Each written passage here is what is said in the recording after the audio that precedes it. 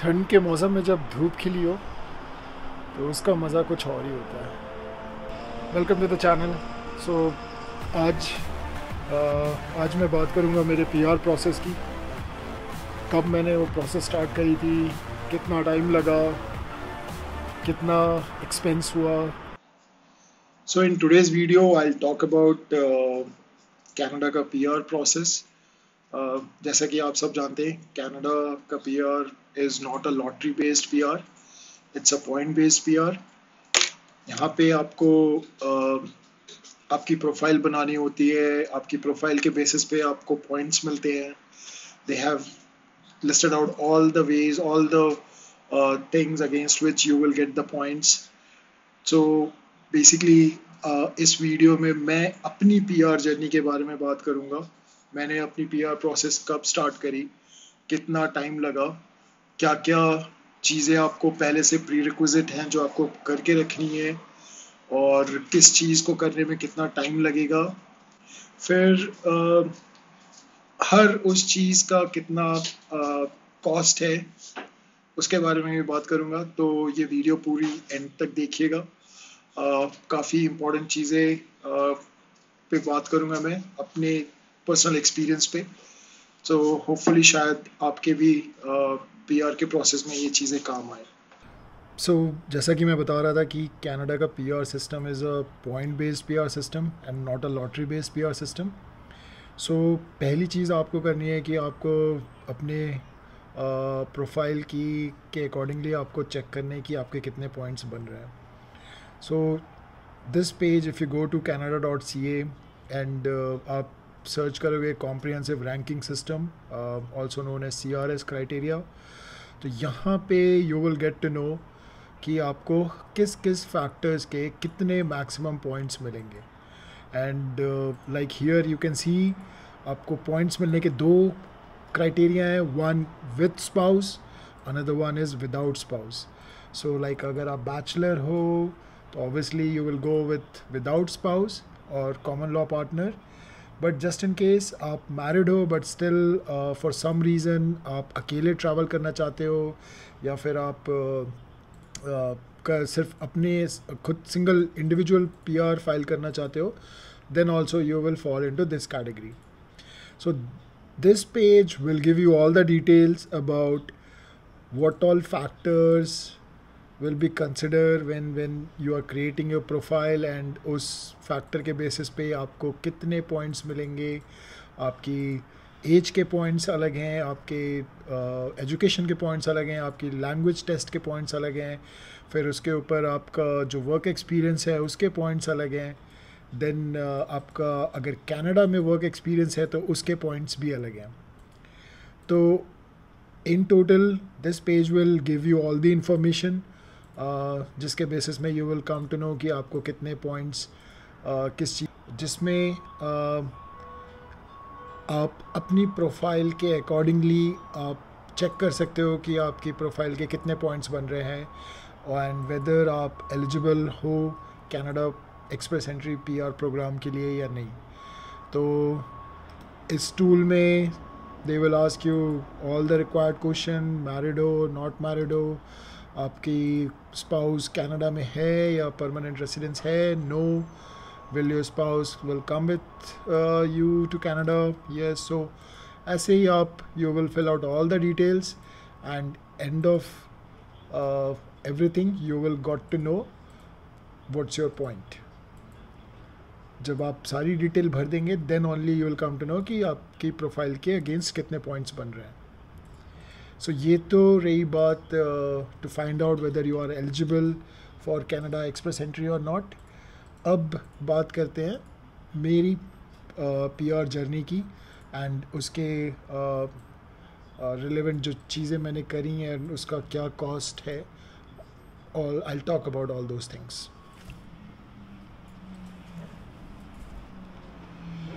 So my peer journey started back in 2018.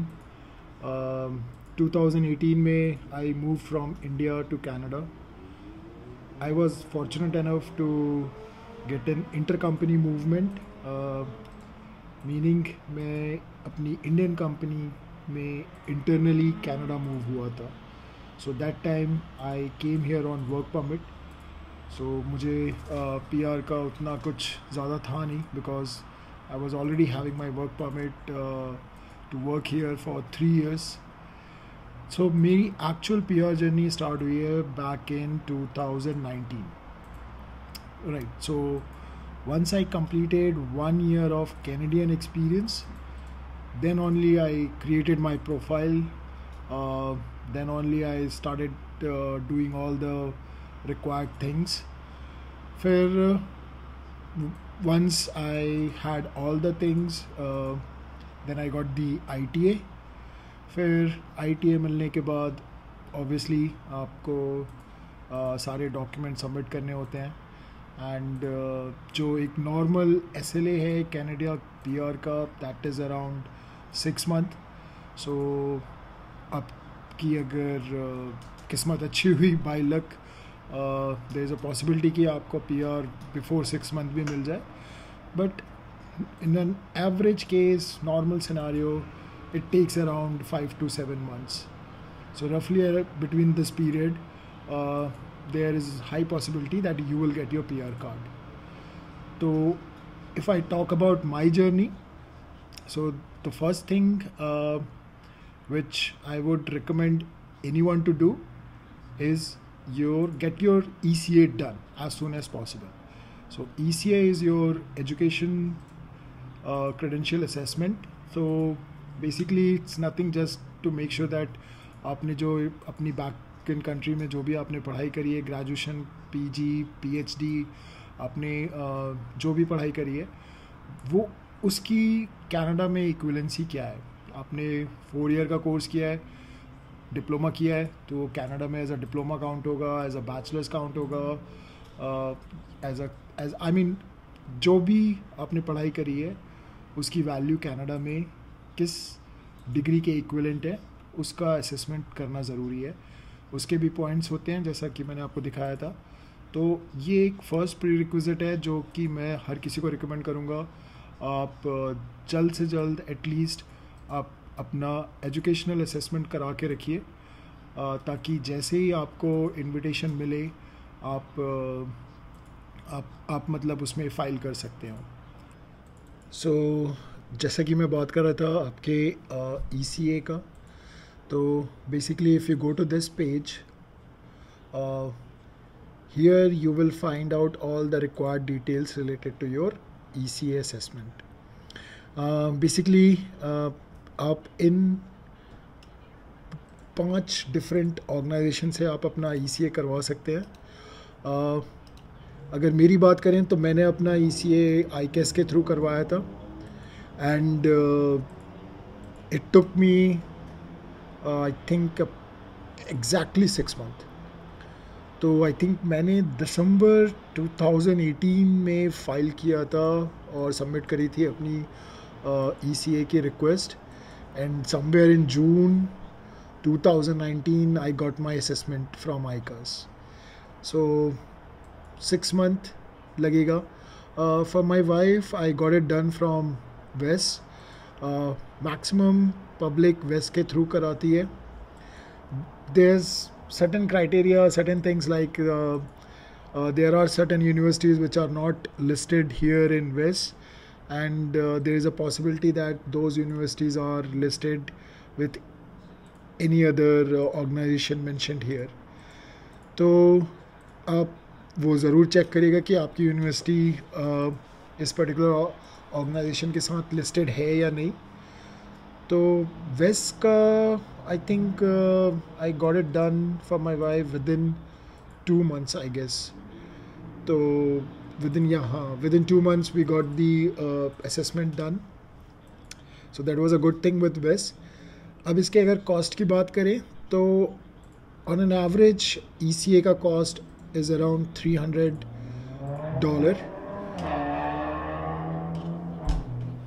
Prox $300 per assessment you will have to pay. So आप graduation PG दोनों आप करा रहे हैं तो पर application it will be $300. So yeah, that's what I mean. This is the first thing जो कि आपको जल्द से जल्द चालू कर देनी चाहिए. Second major expense in PR process is your language test. So basically here you will find uh, all language test accepted by Canada immigration. So for English you have two options. One is CELPIP, another one is IELTS. दोनों के अलग अलग pros and cons हैं. आपको खुद detail में जाके देखना होगा कि आपको क्या सूट करेगा, आप किस में ज़्यादा अच्छा परफॉर्म कर पाएंगे. अगर मेरी बात करें तो मैंने और मेरी वाइफ ने हमने IELTS दिया था. And again IELTS cost is also approx $300. तो in that also you have two options. You can book IELTS with IDP and the other option is British Columbia. So yes, आप इनकी official website में जाइए, वहाँ पे you will have to schedule your test. आपको date time you have to select, then you have to choose whether you want to give paper based IELTS or computer based IELTS. उन दोनों के भी pros and cons अलग अलग हैं. तो again उस पर आपको खुद डिसाइड करना होगा कि आप किस टेस्ट में ज़्यादा बेटर परफॉर्म कर पाएंगे. So like ECA, IELTS also you do it as soon as possible. आप अगर टेस्ट अपना शेड्यूल करने जाएंगे तो it will take around a month और सो. तो उसके अकॉर्डिंगली आप अपनी प्रिपरेशन करिए and then schedule your test. ये दोनों चीज़ आप जितनी जल्दी करके रखेंगे उतना ज़्यादा अच्छा रहेगा. सो बेसिकली जो दो मेजर फैक्टर होते हैं to apply for Canadian PR, आपका एजुकेशन असेसमेंट, देन आपका language test. As soon as you can finish this, आप अपनी प्रोफाइल एक्सप्रेस पूल एंट्री के लिए बना सकते हैं. तो यहाँ पे अभी आपने सिर्फ अराउंड $600 या approx around how much if we take 55 का तो अराउंड 35,000 और 33,000 आपने इंडियन करेंसी में आपका अभी तक एक्सपेंस हो चुका है. Then once you create your profile, then जैसा कि मैंने वीडियो के स्टार्टिंग में बताया था कि आपको पॉइंट्स बेस्ड ये प्रोफाइल सिस्टम है और पॉइंट बेस्ड PR सिस्टम है. तो आपको एज के पॉइंट मिल गए, देन आपको आपकी एजुकेशन के पॉइंट्स मिल गए. आपका बैचलर्स है तो आपको बैचलर्स के अकॉर्डिंगली आपके पॉइंट्स मिल गए. आपका मास्टर्स है तो मास्टर्स के अकॉर्डिंगली आपके पॉइंट्स हो गए. देन फिर आपका एक्सपीरियंस, अगर आपका लोकल एक्सपीरियंस है तो उसके आपको minimum I think 3 years, maximum आपको 3 years तक के पॉइंट्स मिलेंगे. Likewise if you have Canadian experience then आपको उसके एक्स्ट्रा पॉइंट्स मिलते हैं. तो लाइक जो मेरे केस में I had around 1 year of Canadian experience. तो मेरी प्रोफाइल एलिजिबल हुई थी some time in 2019 once I finished my 1 year Canadian experience. Then I got some additional points based on my experience here in Canada. तो इसके बाद आपको you will be waiting for your ITA. Once you get your ITA, आपको invitation to apply, then आपके दूसरे expense आप होंगे जिसमें जो सबसे पहला एक्सपेंस रहेगा that will be for the medical. तो आपको कनाडा आने के लिए you have to clear medical also. इनके जो kind of it's something which you have to do. और ऐसा भी नहीं है कि आप किसी भी हॉस्पिटल से जाके करा सकते हैं, नहीं. इनके जो काइंड ऑफ सर्टिफाइड हॉस्पिटल्स हैं हर कंट्री में, only there you can go for this medical test. इसका रफली एक्सपेंस मैंने तो यहाँ कनाडा में कराया था तो मेरा expense was around $200. So for me and for my wife it was around $400.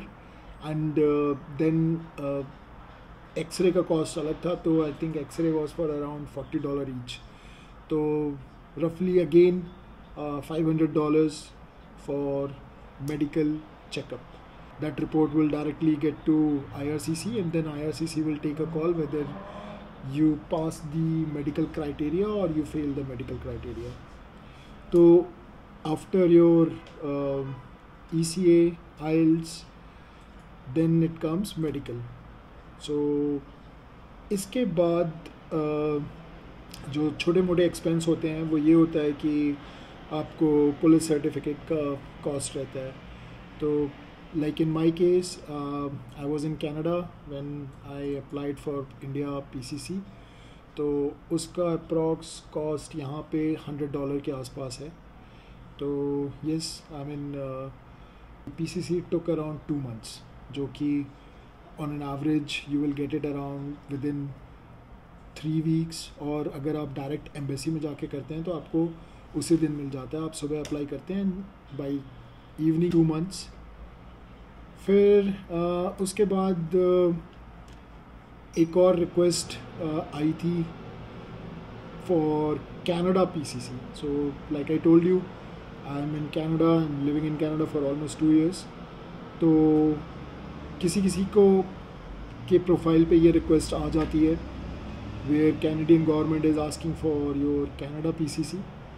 तो उसको बोलते हैं RCMP रिक्वेस्ट. तो उसमें basically nothing, it's just a finger based check. तो आपको यहाँ के नोटरी और सर्टिफाइड जो प्लेसेस हैं वहाँ पे you have to book the appointment, you have to go, you have to give your fingerprint, and they will send the report back to you whether they find any adverse information against your profile, against this fingerprint or not. तो उसका cost is around $90. and yes, जो ये तो सारे हो गए kind of peripheral cost, छोटे मोटे cost. जो सबसे बड़ा कॉस्ट है कनाडा PR का, that is your PR application cost. Recently around I think 1st of April IRCC ने इमिग्रेशन की फ़ीस इंक्रीज़ कर दी है. If I am not wrong, they have increased around $270 or $250 per person. So in my case, for 2 of us, the cost went up by I think $550. I think somewhere around $550. तो Canada PR application cost जो मेरी लगी, that was around $2,800. Yes, previously for 2 people it was around 23 or something, and post 1st of April they have increased, like I said. So the cost was around 2,800, somewhere approx around that figure. So yeah, I think that was all about the cost and all the things which I did for my PR. So again, if I have to summarize, get your ECA done as soon as possible. आप waste से करो, आपको जल्दी result मिल जाएगा. But for some reason you are not able to do it with West, then you can go with any other organization listed out here. I did with ICAS and it took me 6 months for that assessment. Then your IELTS exam, आप जितनी जल्दी दे सकते हैं दे दीजिए. आपका ECA की application आपने submit कर दी है, that will take its own time. But आपका IELTS में you will come to know कि आपके स्कोर बन रहे हैं या नहीं बन रहे हैं. Within 13 days you will get your IELTS result.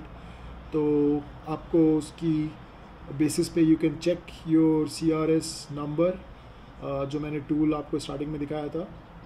You can check your CRS number and you will come to know how much points you are making, you are getting with your IELTS score. तो उसमें you will have an opportunity कि आप दोबारा से IELTS दे के you can improve your score. Then the third thing, I mean after these 2 things, you submit your profile, you wait for ITA. Once you get your ITA, then you have to get police certificate from your home country. तो police certification is also valid for 1 year. तो इसके लिए भी you should not wait for the ITA. अगर आप India में हैं तो आप उसको करवा के रख सकते हैं. It's valid for 1 year. So उसमें कोई दिक्कत नहीं है कि वो इनवैलिड हो जाएगा. So yes, you should do that. And second thing is medical. So obviously medical, you should do it only after getting the ITA. You can do it before getting the ITA. Basis your e-profile आप करवा के रख सकते हैं, but that part I won't suggest because medical is little expensive and it's also valid only for 1 year. And just in case if you don't get ITA in time, then it will be waste, right? What happened? Yeah, so much. Okay, now this is better. So yeah, that's about it. So overall I think मुझे more than an year लग गए, because फिर जैसा मैंने कहा मेरा PCC में बहुत टाइम लग गया, इंडिया PCC में. Then there is one biometric process. Once you get your ITA, you have to submit your biometrics with IRCC. So due to cost, so basically उसके कारण भी काफ़ी डिले हुआ. But overall yes, like I said, within 6 months, hopefully, if you meet all the criteria, if you do all the things in time, then you will get your PR within 6 months. I hope ये video आपके useful रहा हो, आपको कुछ चीज़ें पता चली हो, कुछ चीज़ें आई एम श्योर आपको पहले से ही पता होंगी. If you need to know anything about anything specific, drop me a comment and I'll try to reply. Thank you. Bye-bye.